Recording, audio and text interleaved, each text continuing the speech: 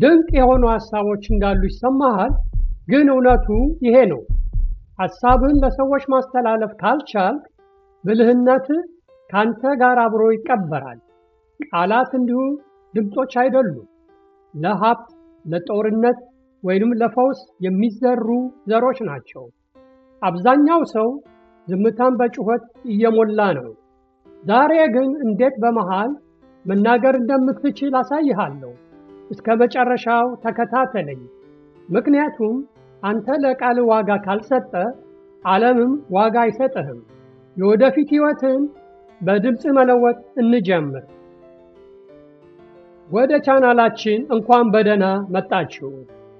ዛሬ የምናወራው ስለ ዝምታ ወሬ አይደለም፣ ስለ ስኬታችሁ መሰረት እንጂ።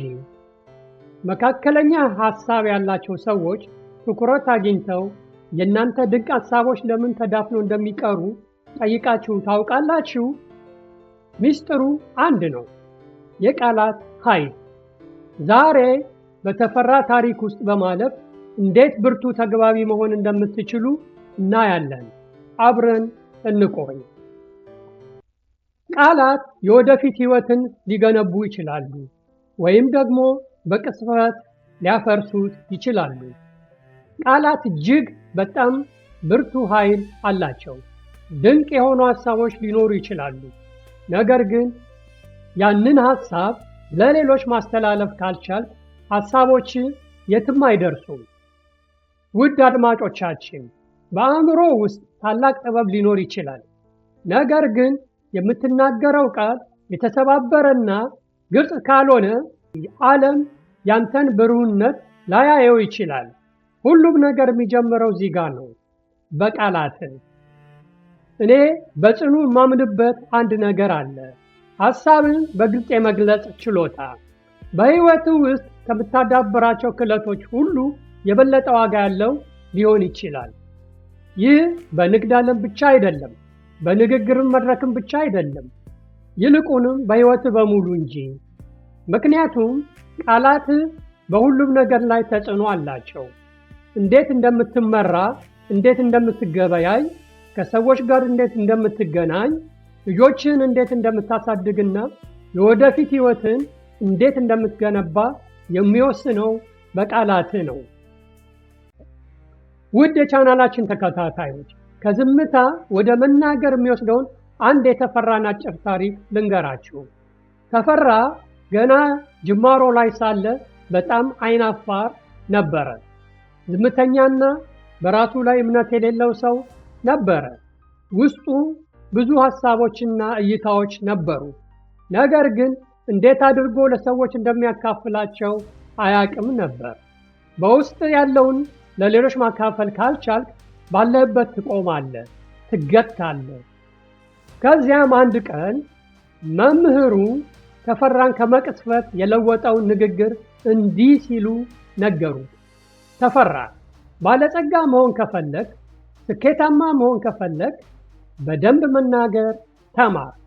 በከባድ ቃላት አይደለም፣ በጩኸትም አይደለም፣ ይልቁንም በግልጽ ትርጉም ባላቸውና በእውነተኛ ቃላት እንጂ። ከዚያን ቀን ጀምሮ ተፈራ መማር ጀመረ፣ ልምምድ አደረገ።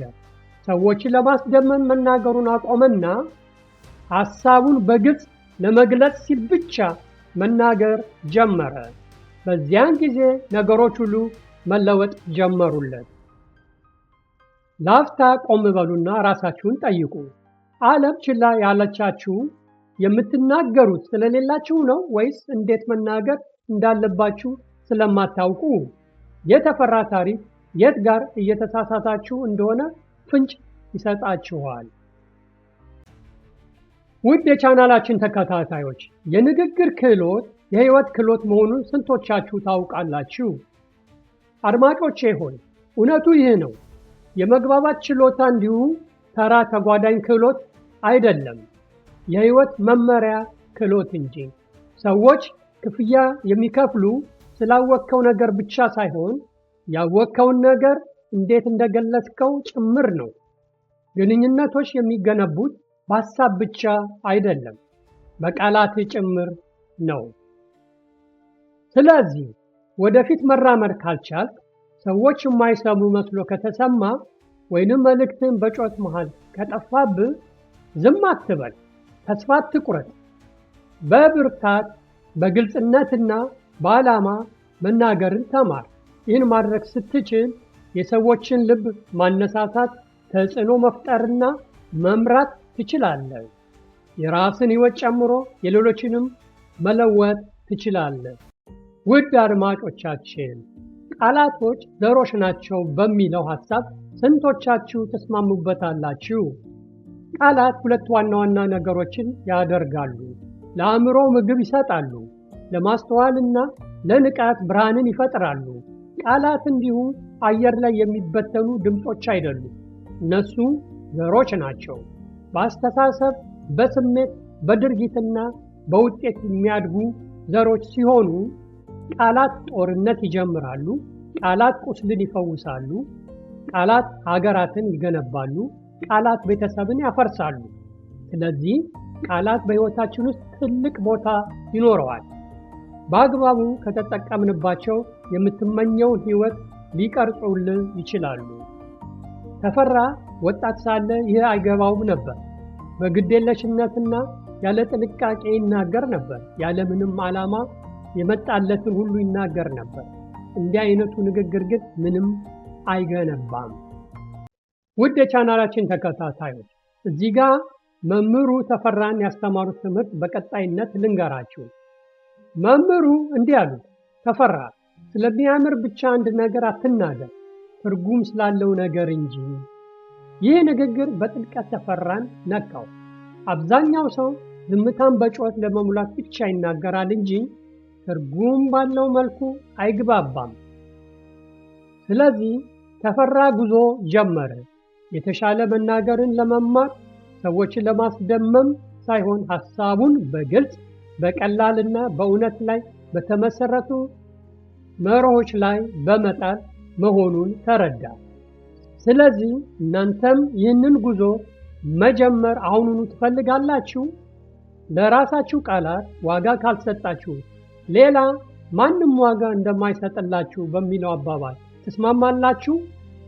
እያንዳንዱ የምትናገሩት ቃል ዋጋ እንዳለው አድርጋችሁ መመልከት ተገቢ ነው ብላችሁ ታስባላችሁ? አስተያየታችሁን በኮሜንት ቦክስ ያስቀምጡ። ከባባድ ቃላትን መጠቀም አዋቂ የሚያስመስላችሁ ከመሰላችሁ ተሳስታችኋል። ሰዎች እንዲከተሏችሁና እንዲያከብሯችሁ የሚያደርጉ 3 ወሳኝ እርምጃዎችን አሁን ልንገራችሁ። አንደኛ፣ ራስህ በምትናገረው ቃል ጀምር። በብቸኝነት ጊዜ ለራስህና ለወደፊት ሕይወትህ ምን ትላለህ? ለህልሞች ሕይወትን እየዘራህባቸው ነው ወይንስ ጥርጣሬ? የውስጥ ቋንቋ አሉታዊ ከሆነ ውጫዊ ንግግር ያንኑ ያንጸባርቃል። ስለዚህ ማንም በማይሰማ ጊዜ ለራስህ የምትናገራቸውን ቃል አክብር። ሁለተኛ፣ ግልጽነት ከብልጥነት ይበልጣል። ብዙ ሰዎች አዋቂ ለመምሰል ሲሉ ከባድና ውስብስብ ቃላትን ይጠቀማሉ። ነገር ግን ትልቁ ስኬት ግልጽነት ላይ ነው። ሰዎች አንተን ለመረዳት ብዙ መልፋት ካለባቸው መስማታቸውን ያቆማሉ። ትልልቅ ሐሳቦችን በቀላል ቃላት መግለጽ ከቻልክ ግን ሰዎች ያምኑሃል፣ ይከተሉሃል፣ ያከብሩሃል። ሶስተኛ፣ በዓላማ ተናገር። አዋቂን ሰው ከግዴለሽ ሰው የሚለየው ይሄ ነው። ዝም ብለህ አፍህን አትክፈት። መልእክትን ቅርጽ ስጠው። ተረጋጋ። ከመናገር በፊት ዓላማህን አስብ። ማነሳሳት ትፈልጋለህ? መምራት፣ ማጽናናት ወይስ አቅጣጫ ማሳየት? ጥቂት ጠቃሚ ቃላት ከብዙ ከንቱ ጩኸት ይበልጣሉ። ስለዚህ እዚህ ጋር ነው ብዙ ሰዎች የሚሳሳቱት።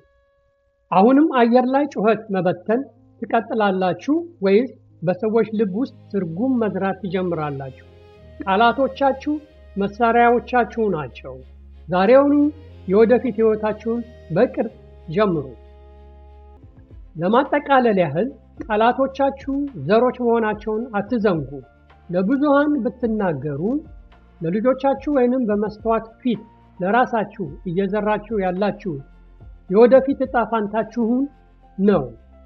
ከተፈራ መምህር እንደተማርነው ስለሚያምር ብቻ አትናገሩ፣ ትርጉም ስላለው ነገር እንጂ።